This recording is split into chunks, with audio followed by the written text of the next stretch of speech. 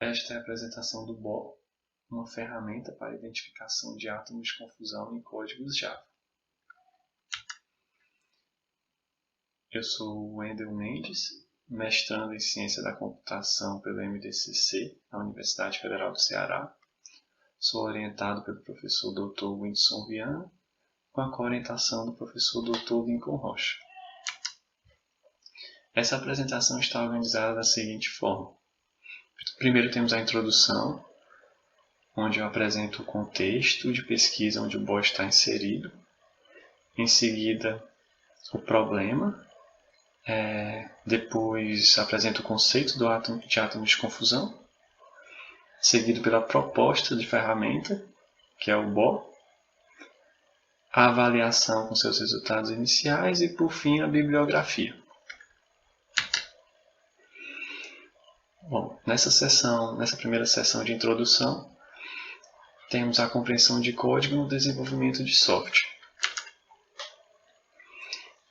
No desenvolvimento de software, a compreensão de código é uma atividade fundamental. Ela é essencial no desenvolvimento de novas funcionalidades, de melhorias, de correção de bugs e na confecção de documentação também. Vale destacar que normalmente o código-fonte é originalmente escrito por outro programador, no processo de desenvolvimento de software. E podemos definir a compreensão de código como sendo uma atividade na qual engenheiros de software buscam entender o funcionamento de um programa de computador, tendo seu código-fonte como principal referência. Trabalhos relacionados mostraram que a compreensão de código é a atividade mais dominante do processo de desenvolvimento, consumindo cerca de 58% do tempo total despendido. Bom, nesse contexto, aparece o problema da confusão em compreensão de código.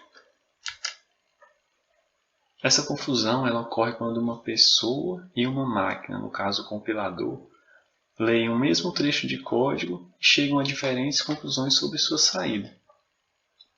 Neste exemplo, vemos que a operação do caractere A mais 5 é entendida pelo compilador como tendo a saída o valor 102, porque o compilador entende que ele deve somar o valor do caractere A, que seria 97, com o inteiro 5, enquanto a pessoa, o programador, pensa que essa operação vai resultar numa espécie de concatenação de string, onde a saída seria a string A5. Nesse sentido, temos que algumas estruturas de código, assim como algumas práticas de programação, são mais difíceis de entender do que outras. Isso acaba afetando a legibilidade do código. Dessa forma, temos alguns impactos no desenvolvimento de software.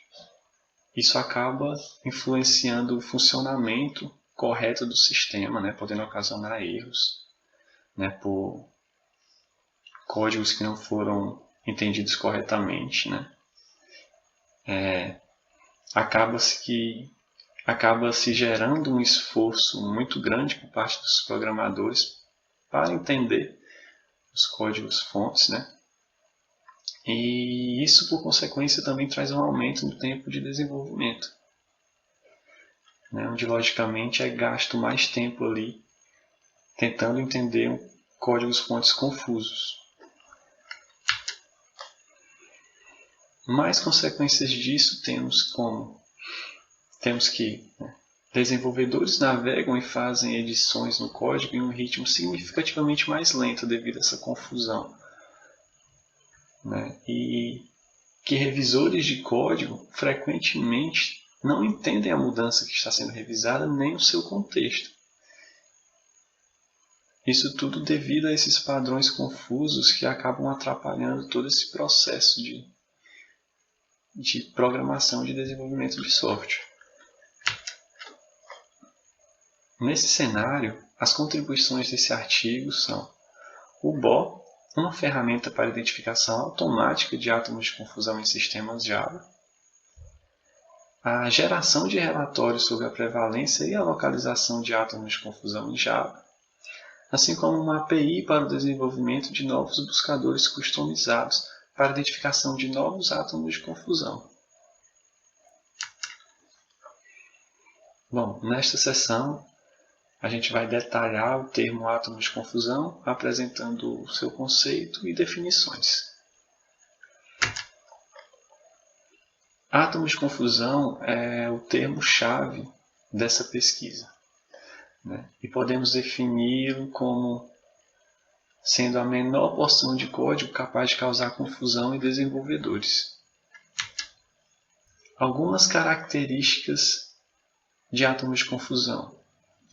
Ele é capaz de ser identificado precisamente, ele é passível de causar confusão, ele é substituível por um padrão de código de função equivalente, com menos probabilidade de causar confusão, e é indivisível. Aqui nós temos uma fundamentação teórica que mostra um pouco do estado da arte das pesquisas sobre átomos de confusão. Em 2017, Goldstein et al. Criou esse termo, né? Ele foi visto pela primeira vez, o termo átomos de confusão. E neste trabalho eles identificaram 19 átomos de confusão na linguagem C, onde 15 desses átomos se mostraram significativamente confusos. Em 2018, outro trabalho de Goldstein et al.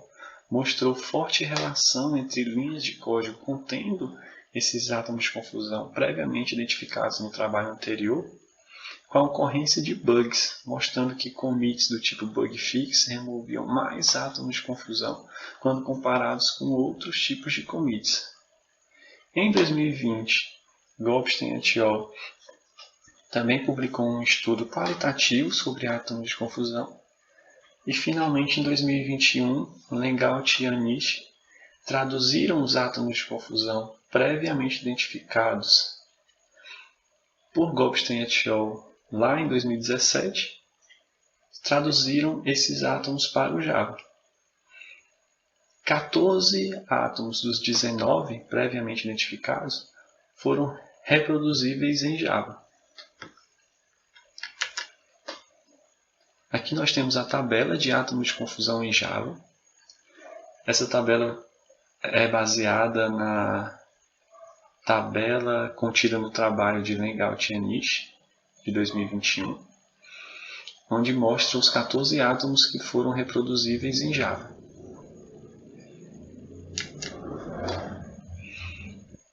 Nesta seção é apresentado o BOR, The Atoms of Confusion Hunter.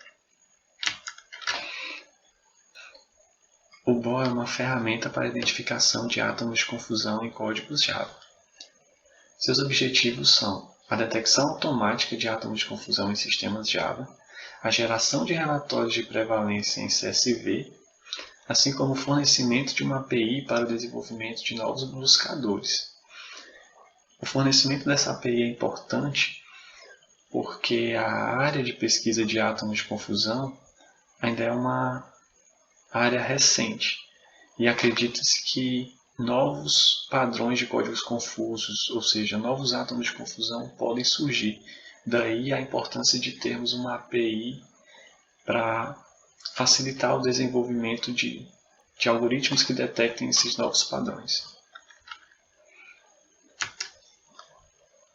Quanto à cobertura de átomos de confusão, no trabalho de Lengaut e Anish, dos 14 átomos de confusão reproduzíveis em Java, 11 se mostraram significativamente confusos. Desses 11, o BOR cobre 8 deles. São o post-increment-decrement, o pré-increment-decrement, o conditional operator, o arithmetic as logic, o logic as control flow, o change of literal encoding, o omitted curly braces e, por fim, o type conversion. Bom, por que o BOR não cobre os átomos remove indentation dead unreachable, repeated e indentation. Isso porque, com a utilização de boas IDEs e bons editores de código, esses três tipos de átomos podem ser facilmente evitados. O remove indentation e o indentation são removidos facilmente com a aplicação de um plugin de formatação automática de código. E o dead unreachable repeated é facilmente identificado por análise estática de código, funcionalidade presente em muitas IDEs. Aqui nós temos um esquema de funcionamento do BOR, onde temos um repositório de sistema, onde o BOR é executado em busca de ocorrências de átomos de confusão. Temos os finders, que são os algoritmos responsáveis pela detecção de cada tipo de átomo de confusão. Cada finder que compõe o BOR é responsável pela detecção de um tipo de átomo específico. Após a execução do BOR no repositório de sistema, cada finder armazena os seus átomos de confusão encontrados em um objeto dataset. Ao final da execução, o BOR atua sobre esses datasets, gerando o relatório CSV. Ainda nesse fluxo, temos a figura do desenvolvedor, que pode atuar na implementação de novos finders, ou seja, é possível a criação de novos algoritmos para a detecção de novos padrões de código, ou seja, de novos átomos de confusão. Aqui nós temos um exemplo de um finder, né? Todos os finders do BOR foram desenvolvidos utilizando a biblioteca Spoon em Java, né?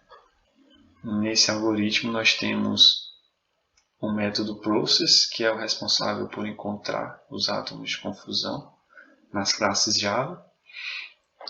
Na linha 4 ele faz um teste para verificar se aquele elemento no repositório de código é uma classe .java.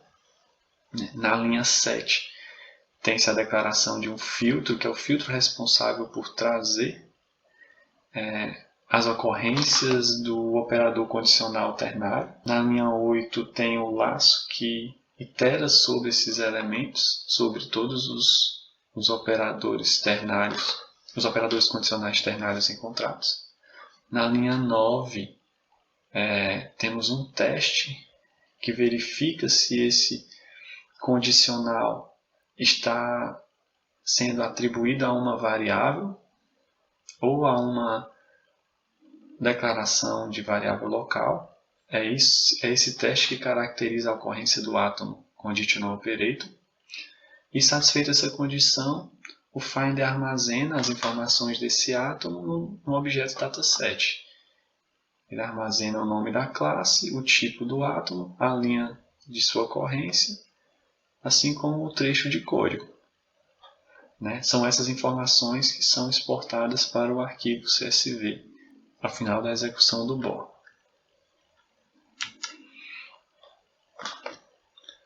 Bom, nesta seção nós temos a avaliação da ferramenta do BOR e seus resultados iniciais. A metodologia utilizada foi a validação da precisão, onde executamos o BOR em sistemas Java e verificamos manualmente todas as ocorrências apontadas pelo BOR. Ou seja, para cada ocorrência de átomo de confusão apontada pelo BOR no repositório, essa ocorrência foi conferida manualmente lá na classe Java informada, na linha de código informada, e foi verificado se essas informações estavam corretas, se a classe estava correta, se a linha de código, o trecho do átomo e o tipo de átomo estavam corretos. Dessa forma, a gente executou essa validação da precisão em 3 sistemas Java de código aberto, que foram eles, Picasso, GreenDAO e o Socket.io Client Java. São 3 projetos relevantes na comunidade de desenvolvimento e que não são projetos muito grandes, ou seja, que não tem muitas classes.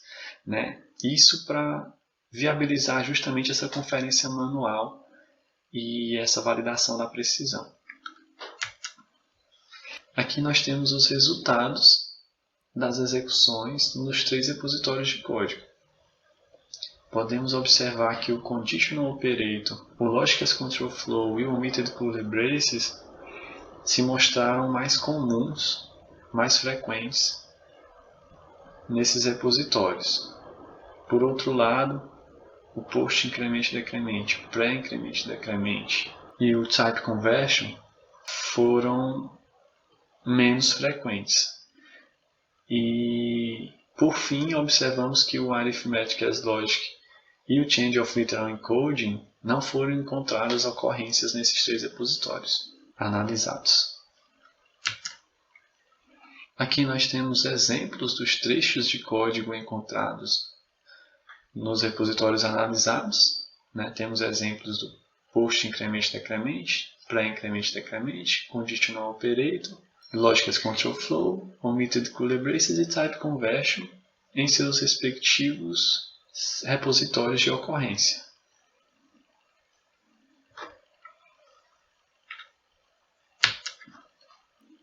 Bom, aqui concluímos que as avaliações iniciais nos 3 repositórios analisados demonstraram a capacidade do BOR de identificar com precisão a presença dos átomos de confusão por meio dos finders implementados.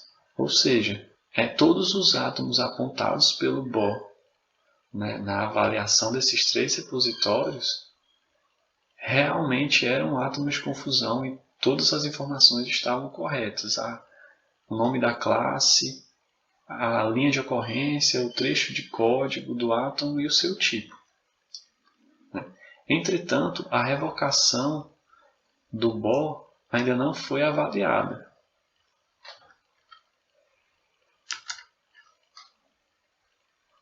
Como trabalhos futuros, pretende-se a avaliação de precisão e revocação, a análise de prevalência de átomos de confusão em repositórios Java, assim como os impactos causados por eles no desenvolvimento de softwares. E, por fim, a bibliografia com as referências utilizadas nessa apresentação.